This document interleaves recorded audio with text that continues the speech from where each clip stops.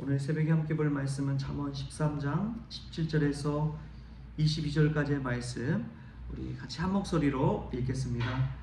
악한 사자는 재앙에 빠져도 충성된 사신은 양약이 되느니라.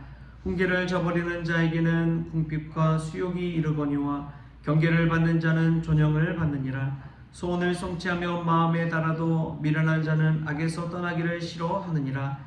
지혜로운 자와 동행하면 지혜를 얻고 미련한 자와 사귀면 해를 받느니라. 재앙은 죄인을 따르고 선한 보응은 의인에게 이르느니라. 선인은 그 산업을 자자손손에게 끼쳐도 죄인의 재물은 의인을 위하여 쌓이느니라. 아멘. 할렐루야. 오늘 새벽에 오신 여러분들에게 하나님의 귀한 은혜와 지혜가 가득하기를 소망합니다. 오늘 말씀 속에 보면은 17절에 이런 말씀이 나옵니다. 악한 사자는 재앙에 빠져도 충성된 사신은 양약이 되느니라. 우리가 원하든 원하지 않든 하나님의 사신과 같습니다. 하나님의 대사와 같습니다. 이 땅 가운데 우리는 보냄받은 사람인 줄 믿습니다. 하나님을 믿는 자들은, 예수님을 믿고 이 땅 가운데 사는 사람은 우리는 예수님을 대표하는 사람들일 수밖에 없습니다. 그렇잖아요. 교회 다니는 사람하고 이야기를 하게 되면 나는 우리 자신의 의도와는 상관없이 내가 하는 말과 행동은 예수 믿는 사람들을 다 대표하기 마련인 것이죠. 그래서 언행을 참 조심해야 됩니다. 그냥 내 감정, 내 기분대로 살아가는 사람은 어떻게 보면 크리스천이라고 할 수도 없는 것이죠. 그래서 우리는 예수님을 대표한다, 나는 하나님의 교회를 대표한다 생각하고 언행을 하게 되면 그 말 한마디 한마디, 행동까지 하나하나도 정말 다시 한번 생각하고 하게 되기 마련입니다. 제가 외국에서 한번 교환학생으로서 독일에 살다 보니까 정말 그렇더라고요. 그냥 내 개인이 아니라 나는 한국을 대표하는 사람이더라고요.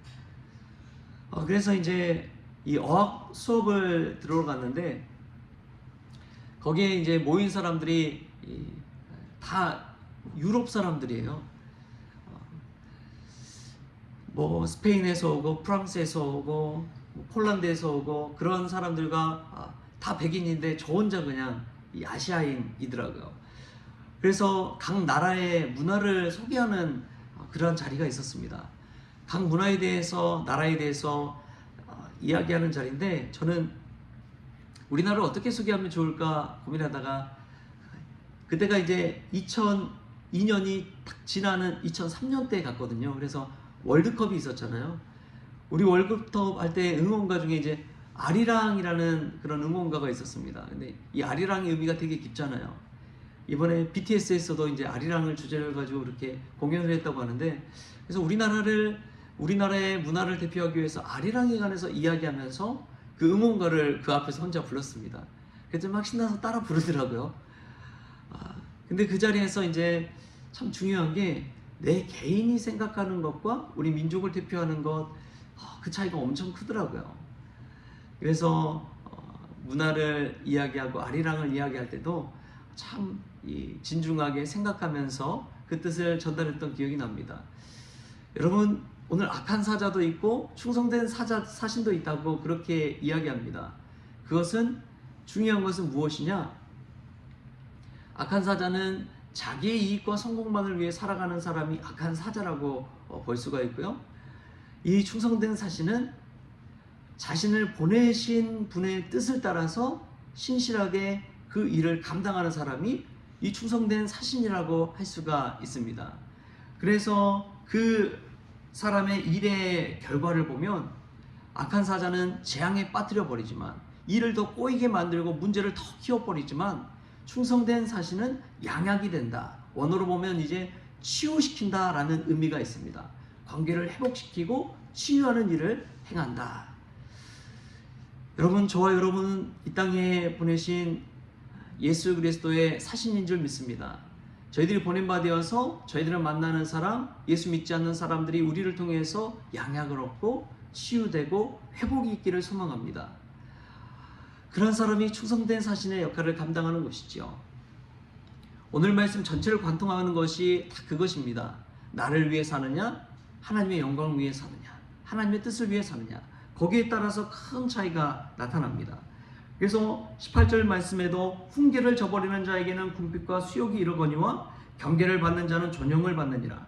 하나님의 주신 책망과 또 귀한 생명의 말씀을 잘 받는 자는 존귀와 영광을 얻지만, 그것을 저버리는 자에게는 궁핍과 수욕이 임한다라는 것이죠. 여러분, 하나님의 말씀 우리가 귀담아 들을 수 있길 바랍니다. 주님의 말씀은 생명나무요 지혜의 말씀입니다. 그 말씀을 따라 순종하는 자에게는 하나님께서 존귀와 영광을 주시는 줄 믿습니다. 그런데 그 말씀을 내 뜻에 맞춰서 그냥 해석해버리고 그냥 한 귀로 듣고 한 귀로 흘려버린 사람은 삶의 변화가 나타나지 않습니다. 자기 중심으로 살아가기 때문에 그렇습니다. 그런데 하나님의 말씀을 따라 살겠다는 사람 속에는 반드시 변화가 일어납니다. 왜냐하면 하나님의 뜻에 맞춰가기 때문에 나는 죽고 예수 그리스도로 사는 삶을 살아가게 됩니다. 그리고 내 감정이 기분이 나쁘더라도 하나님의 말씀에 따라서 순종해 가는 거예요. 하나님이 가라고 하는 그 길이 고난의 승잔일지라도 예수님께서는 겟세마네 동산에서 정말 이 땀방울이 핏방울이 되도록 기도하고 십자가의 사명을 이루잖아요. 그것이 하나님의 뜻대로 순종하는 것입니다. 그런 순종이 있을 때 삶의 변화가 나타나는 거예요. 내가 원할 때 이 길은 아닌 것 같은데, 그런데 하나님께서 순종하라고 하면은 순종할 때 인생의 귀한 역사가 일어나고 놀라운 변화가 일어나는 것이죠. 자기 식대로 사는 사람은 변화가 나타나지 않습니다. 늘 그 자리 그대로 머물러 있습니다. 그런데 하나님의 뜻에 순종하는 사람은 믿음의 지경이 넓혀지고 관계의 변화가 일어나고 또 믿음의 성숙이 일어나기 마련입니다. 여러분, 말씀 따라 순종하며 사는 사람은 그래서 변화되는 것이고 늘 성숙하는 것이고 믿음 안에서 하나님의 뜻을 실천하게 되어 있는 것이죠. 어떤 목사님이 이제 제자 훈련을 하는데 그분이 그런 이야기 하시더라고요. 자신이 제자 훈련을 열심히 했는데 어느 순간 보니까 예수님의 제자를 세워야 되는데 자기 제자를 만들고 있었다는 거예요. 그래서 교회에 어떤 일이 딱 생기고 나니까 이 편이 나눠지더래요. 목사편과 또 다른 편, 그렇게 해서 막 나눠지더래요. 그래서 제자 훈련하는 사람은 목사편이 돼가지고 막 이야기하는데, 근데 그것을 보면서 자신이 참 느끼는 바가 컸다는 거예요.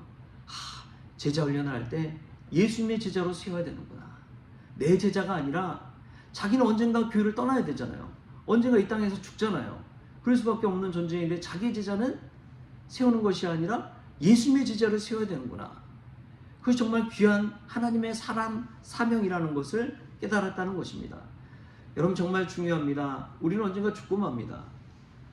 그런데 예수님의 제자로 세워져서 그분을 통해서 다시금 예수님이 증거되고 예수님이 높임받고 예수님이 전해지고 하나님의 뜻에 맞게 하나님께 영광 돌리는 인생을 사는 것, 여러분, 그것이 더 귀한 것인 줄 믿습니다.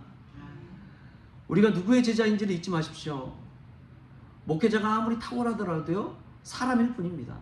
그렇기 때문에 우리가 늘 바라봐야 될 것은 예수 그리스도, 참된 스승, 선한 목자 되신 그분인 줄 믿습니다.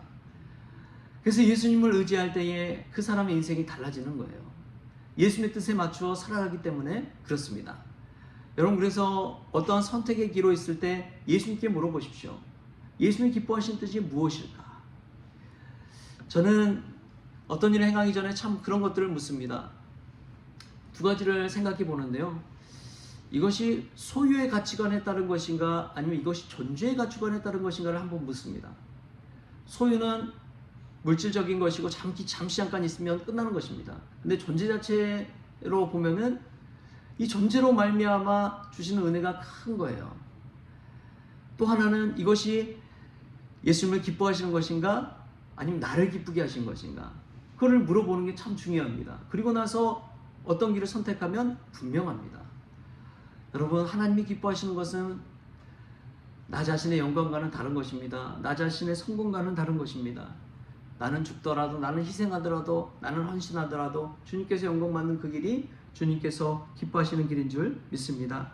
그렇기 때문에 오늘 지혜 말씀도 우리 마음 심령 가운데 잘 새겨들어서 어떤 일을 결정할 때 주님의 뜻대로 순종할 수 있는 저와 여러분이 될 수 있기를 소망합니다. 또 보면은 참 귀한 말씀이 있습니다. 20절 말씀 우리 같이 한번 읽어볼까요? 20절 시작. 지혜로운 자와 동행하면 지혜를 얻고 미련한 자와 사귀면 해를 받느니라. 아멘.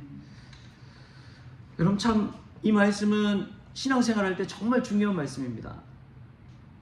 믿음의 지체들, 믿음의 권속들을 사귈 때도 여러분 이 말씀을 잘 생각해 보십시오. 내 곁에 동행하는 사람이 어떤 사람인지를 늘 생각해 보십시오. 교회 안에서도 보면요, 누군가를 험담하고 헐뜯고 비난하는 이들이 많이 있습니다. 생각지 않게 많이 있어요. 그냥 교회 다닌다고 다 크리스천이 아니에요. 예수님을 온전히 믿고 예수님의 뜻대로 순종하는 사람이 크리스천인 줄 믿습니다. 주여 주여 하는 자마다 다 천국에 가는 것이 아니라 하나님의 뜻을 행하는 자라야 천국에 가는 것이죠. 여러분 교회 다닌다고 해서 다 천국 가는 거 보장되는 건 아닙니다. 하나님의 말씀 듣고 그대로 순종하며 행하는 자가 천국에 가는 것이죠. 오늘 말씀에서도 그러한 지혜로운 자와 동행하는 것이 축복입니다. 여러분 눈여겨보십시오. 성도들 사귀면서도 마음이 가는 분들이 있고 때로는 마음이 불편해지는 분들도 없지 않아 있습니다. 근데 우리가 지혜로운 자와 동행할 때 우리 삶 속에서도 하나님 주신 은혜와 지혜를 얻을 수가 있는 것이죠. 그 사람 곁에만 머물러도 예수님의 은혜를 충만히 체험할 때가 있습니다. 제가 좋아하는 목사님이 한 분 계십니다. 힘들 때마다 한 번씩 전화드려요. 연락을 드리면 그분이 참 지혜 말씀을 해주세요. 하나님의 뜻이 무엇인지 다시금 생각하게 해주세요. 그 고난 속에서도 하나님의 뜻이 무엇인지 한번 생각해 보라. 그리고 지금은 어렵지만 나중에 하나님께서 주시는 반드시 유익과 축복이 있을 것이다. 그런 말씀들을 듣다 보면 그렇구나. 내가 그냥 잠시 잠깐의 고난 때문에 이 어려움 때문에 그냥 하나님의 뜻을 바라보지 못하고 내 마음 내 감정대로 그냥 생각했구나 생각하고 다시금 하나님의 뜻에 서려고 노력하게 됩니다. 여러분 신앙생활은 그런 것 같습니다. 지혜로운 자와 동행하는 것 그것이 참 귀한 은혜인 줄 믿습니다. 그리고 누군가에게 저와 여러분이 지혜로운 자가 되었으면 좋겠습니다. 지혜로운 사람을 만나게 해달라고 기도하는 것도 중요하지만 내가 누군가에게 예수님의 지혜를 전할 수 있는 지혜로운 자가 되게 해달라고 기도하는 저와 여러분 됐으면 좋겠습니다. 그때에 날마다 지혜로운 자와 동행하는 그 은혜를 누리게 되는 것이죠. 그리고 사실은 사람 속에서 관계 속에서 무언가를 얻으려고 하지 마십시오. 예수님 안에서 참 지혜자 되신 예수님 안에서 지혜를 얻고자 하십시오. 그것만이 우리 크리스천이 온전히 신앙생활하는데 얻어야 할 참된 유익인 줄 믿습니다. 오늘도 지혜로운 예수님과 동행하는 저와 여러분 될 수 있기를 주신 예수님의 이름으로 축원합니다. 기도하겠습니다. 주신 하나님 감사합니다. 우리는 이 땅 가운데 보냄받은 충성된 사신인 줄 믿습니다. 하나님의 뜻대로 순종하며 나아가게 하여 주옵소서. 훈계를 거부하는 자는 수욕을 얻지만 정말 하나님의 경계를 받는 자는 존영을 받는다고 하였사오니 하나님의 말씀을 중히 여기게 하여 주시고 그 말씀 따라서 순종하며 행하며 살게 하여 주옵소서. 그리하여 하나님의 천국에 들어가는 귀한 은혜가 있게 하여 주옵소서. 오늘도 누구를 만나고 또 누구와 이야기를 나누는 복된 날입니다. 주님 무엇보다도 지혜로운 자와 동행하게 하여 주셔서 지혜를 얻게 하여 주옵소서. 내가 그러한 지혜로운 사람 되어지게 하여 주셔서 예수님을 지혜를 전하는 그러한 믿음의 종 되어지게 하여 주옵소서. 오늘 하루를 주심에 감사하며 예수님의 이름으로 기도하옵나이다. 아멘. 우리 주님이 가르쳐주신 기도로 오늘 새벽 기도를 마치겠습니다. 하늘에 계신 우리 아버지여, 이름이 거룩히 여김을 받으시오며 나라가 임하시오며 뜻이 하늘에서 이루어진 것 같이 땅에서도 이루어지이다. 오늘 우리에게 일용할 양식을 주시옵고 우리가 우리에게 죄진 자를 사하여 준 것 같이 우리 죄를 사하여 주시옵고 우리를 시험에 들게 하지 마시옵고 다만 악에서 구하시옵소서. 나라와 권세와 영광이 아버지께 영원히 있사옵나이다. 아멘.